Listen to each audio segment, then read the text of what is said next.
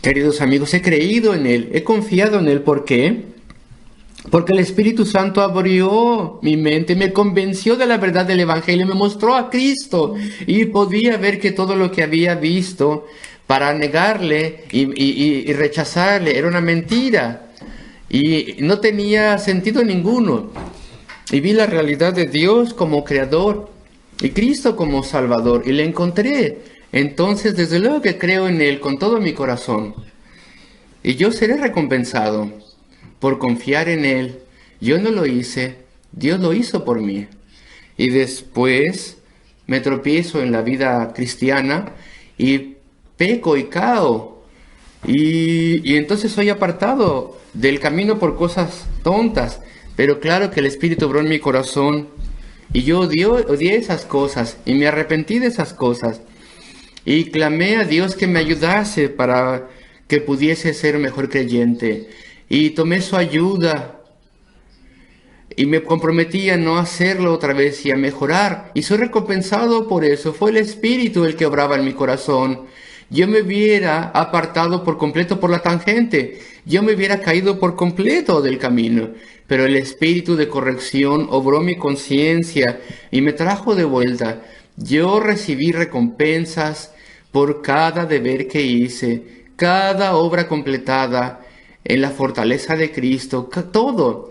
Soy recompensado como si hubieran sido hechos mis propios actos, mis propias obras, pero vean esto.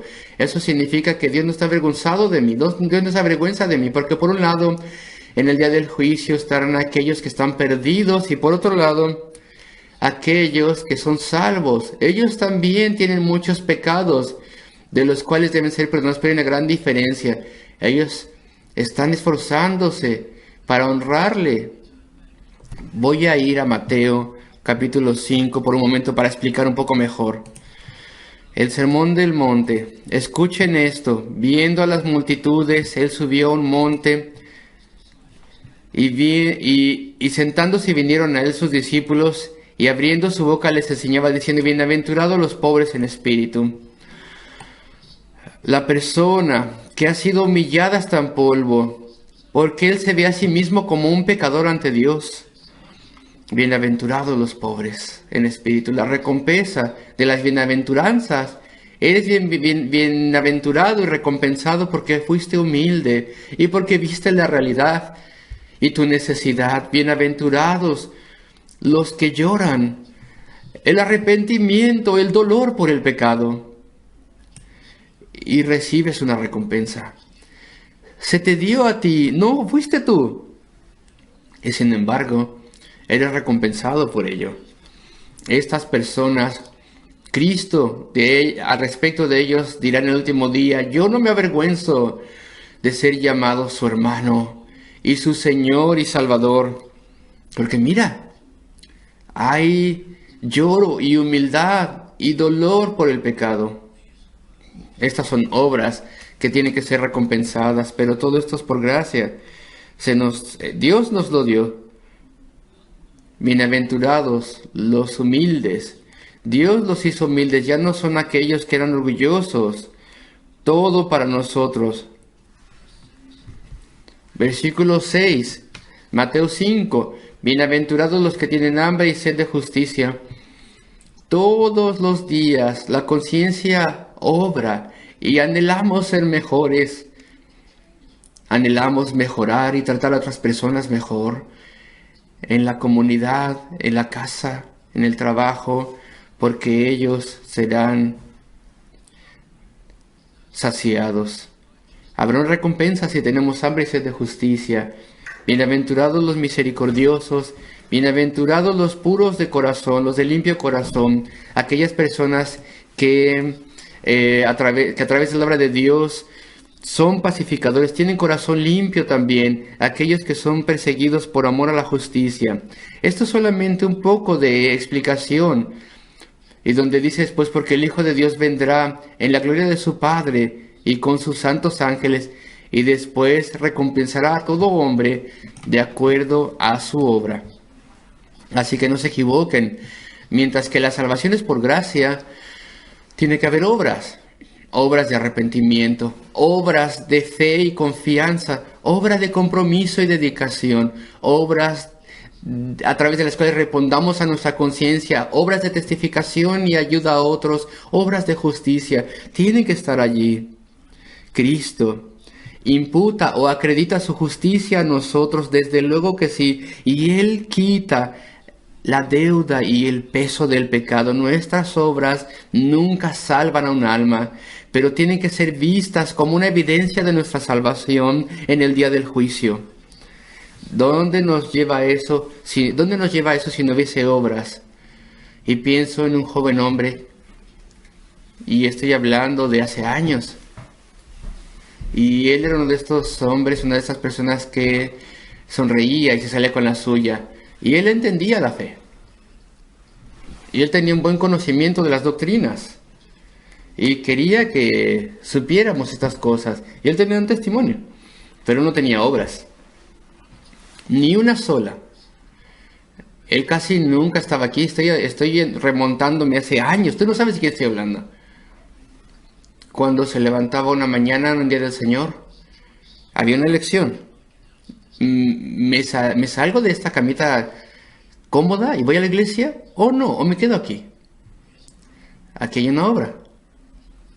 Su amor por el Señor, por un lado. El deseo de estar con el pueblo de Dios.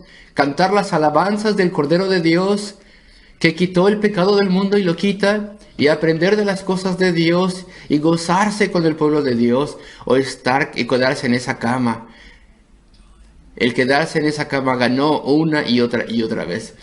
En el día del juicio, Dios se avergonzará o no de alguien que siempre se quedaba en su cama en vez de venir a la casa de Dios. Eso es solamente una ilustración de lo que quiero decir por obras. Este joven hombre, él podía ser encantador con su sonrisa, pero no había evidencia en su vida de que estuviese luchando contra el pecado, de que tuviese hambre y sed de justicia, de que él quisiera servir al Señor y agradarle. Había muy poca evidencia de prioridades espirituales. Él hablaba mucho, decía muchas cosas, pero seremos juzgados por nuestros hechos, por nuestras obras. Tiene que haber obras, hechos, actos que muestren, que sean una evidencia de la salvación, porque claro, solamente Cristo nos salva, pero las obras son la evidencia, y en el día del juicio no puedes pensar que cuando millones y billones estarán bajo la condenación de Dios y mirando a aquellos que serán salvos y señalando a alguien diciendo, pero él era como nosotros, ella era igual que nosotros. No había prioridades espirituales en ellos tampoco, o en él tampoco. No vivía por el Señor, no había evidencia. Entonces necesitas la evidencia. Esto no contribuye para nada a tu salvación, pero si no tienes esta evidencia, entonces tal vez nunca fuiste salvo o salva. Tu conocimiento de las doctrinas es en vano. Tu testimonio es un testimonio falso, vacío, inexistente. Y entonces voy de vuelta a Romanos 2. Versículo 6, el cual pagará a cada uno conforme a sus obras. Sí, de forma esencial él dará a todo hombre de acuerdo al hecho de que si está en Cristo o no, de acuerdo al hecho de que si Cristo ha muerto por él o no y ha pagado por su pecado o no. Pero cuando estemos en el día del juicio, lo que será visto será la evidencia de que verdaderamente éramos salvos y que nos esforzábamos por obedecer al Señor. Versículo 7. Vida eterna a los que perseverando en bien hacer buscan gloria y honra y inmortalidad. Te pregunto, ¿así eres tú o no? Teniendo paciencia, avanzando, esforzándote, perseverando. Tal vez caemos, el Señor nos perdone por ello, pero perseveramos, nos esforzamos. Nuestro pecado residual, ¿cuál es tu pecado residual? Tal vez eres chismoso o chismosa. Sí, pero luchamos en contra de ello. Luchamos en contra de eso. Tal vez eres un poco perezoso o perezosa, pero hay que luchar en contra de eso. Vida eterna a los que perseverando en bien hacer buscan gloria y honra e inmortalidad. ¿Leíste ya El progreso del peregrino? Esa obra tan famosa de Juan Bunyan, ese clásico, esa alegoría, la más grande alegoría escrita en todos los tiempos, aparte de la Biblia, claro.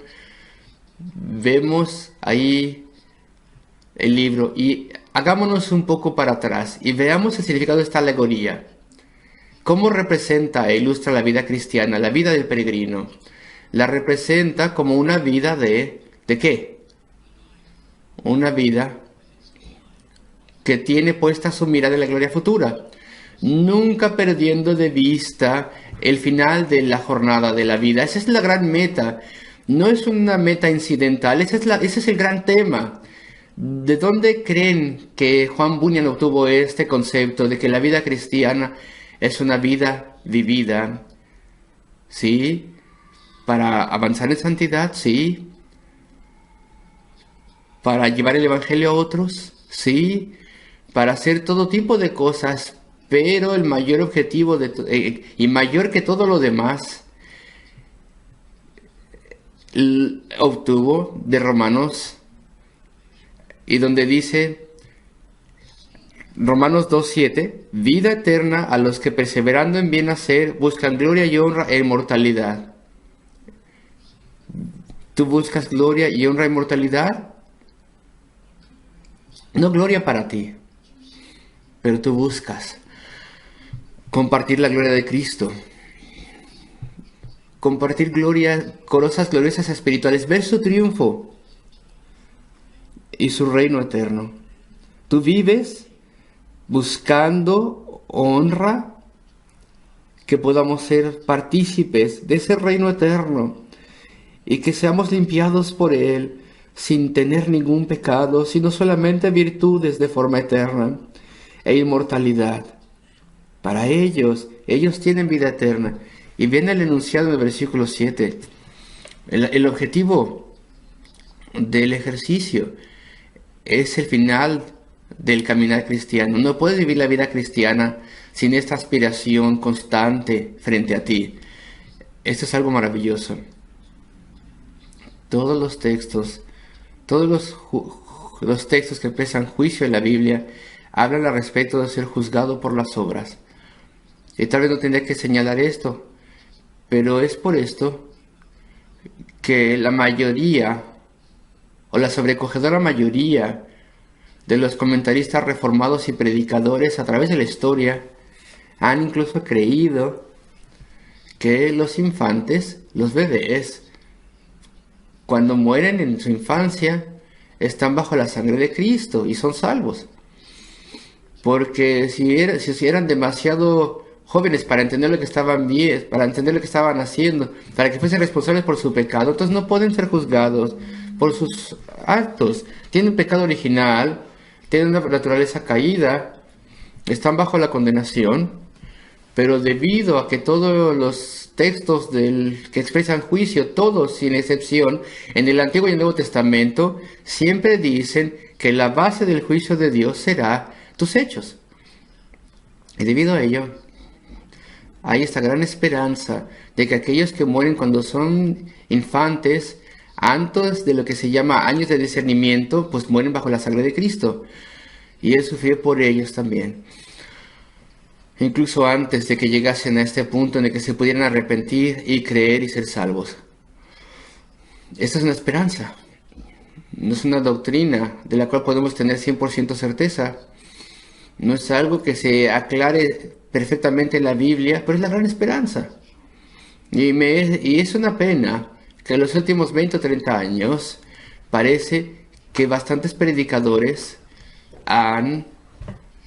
se han apartado de la posición o postura tradicional, pero esta postura se basa en que todos los textos de la Biblia que hablan del juicio dice que seremos juzgados de acuerdo a nuestras obras, a nuestros hechos, a nuestros actos. Como lo dice aquí en la gran carta respecto a la justificación por fe, primero se establece que seremos juzgados por las obras. Sí, por gracia, porque la obra de Cristo es imputada o acreditada a nosotros. La muerte redentora de Cristo paga el precio de nuestros pecados, y aún así, cuando estemos en el juicio, como digo frecuentemente, tiene que estar la evidencia en una vida cambiada, en aspiraciones cambiadas, en una lucha diferente. Y te pregunto, ¿eso es verdad de ti, querido amigo, querida amiga? Avanzo al versículo 8. Pero, o más a los que son contenciosos y no obedecen a la verdad, sino que obedecen a la injusticia, enojo e ira. La Reina Valera del 60 no tiene esta parte, pero la Reina Valera del 909 sí lo tiene. Enojo e ira. Por alguna razón la del 60 no tiene esta parte, pero está ahí en el hebreo, en el griego.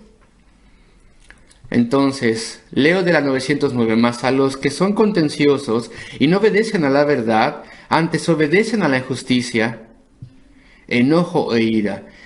Y esto puede referirse a alguien que tiene una profesión de fe en la iglesia cristiana. Una persona que no cumple o no le gustan los estándares. Como que pelea en contra de los estándares que son requeridos de los cristianos. Y verdaderamente no obedece a la verdad. Verdaderamente no se ha arrepentido profundamente. Piensa que lo ha hecho, pero no. Sino que más bien obedece a la injusticia. Hace lo que quiere hacer. Hace lo que les viene bien. Y mencioné ya el caso de este joven hombre. Muy pobre en su asistencia a la adoración al Señor.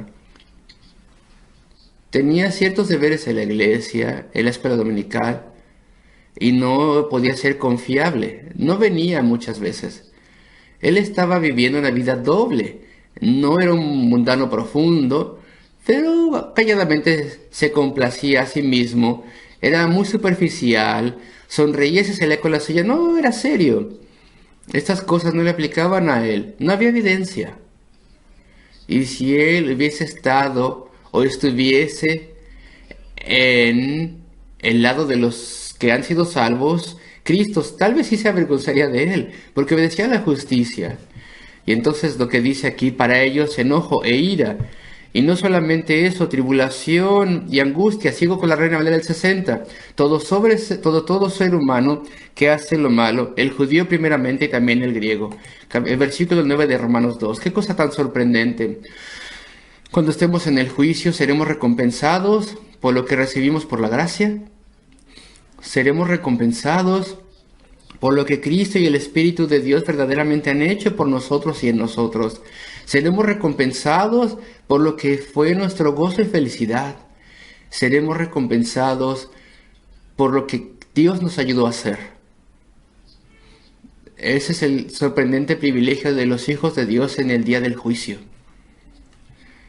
Entonces termino llegando al versículo 10. Más gloria y honra y paz a cualquiera o a todo el que hace lo bueno. Y tiene que ser visto. Esa es la evidencia de que eres un creyente. Y esas buenas obras de arrepentimiento y fe y de lucha en santidad y en la obra de Cristo es lo que será visto en el día del juicio. Gloria y honra y paz a todo el que hace lo bueno, al judío primeramente y también al griego. Asegúrate, amigo, amiga, de tu salvación. Todos somos cristianos débiles, todos. Todos nos deslizamos y caemos. Ninguno de nosotros merece la bondad de Dios. Desde luego que si verdaderamente somos salvos es tan solo por gracia y por lo que Cristo ha obrado. Pero por la gracia de Cristo, más vale que tengas obras para que muestres en el día del juicio, porque esa será la base de todas las cosas. Como Cristo dijo, estos son míos, he muerto por ellos. Di mi justicia para asegurar el cielo por ellos. Pero mira sus obras, mira su arrepentimiento, mira su verdadera fe, mira su compromiso para conmigo, mira sus luchas y sus esfuerzos, mira sus objetivos espirituales y sus gustos y deseos. Mira que han abandonado el mundo, tan débiles como puedan ser. Ahí están las evidencias que son míos, verdaderamente salvos. Cada hombre y mujer será juzgado por obras, y aún así también por la gracia de Cristo. Ese es nuestro pensamiento para hoy. Examínate a ti mismo, a ti misma. Si verdaderamente estás en la fe, entonces pruébate a ti mismo o a ti misma.